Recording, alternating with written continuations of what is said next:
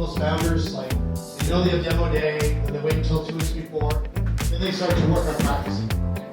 By that time, you know, you're probably going to fumble on stage. So you really want to practice the entire time you're accelerator. You should really be trying to practice every week. People to and variable life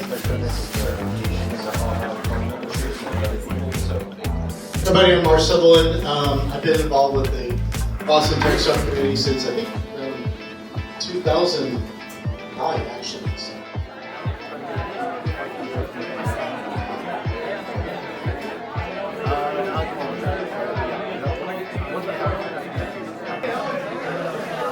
Okay guys, we're switching.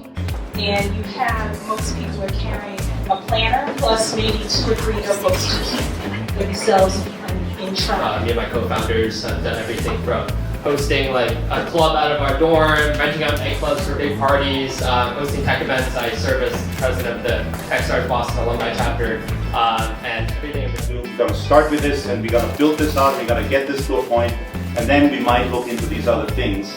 I like the design and layout of the slide, but I think more clarity and again, kind of picking one or two that are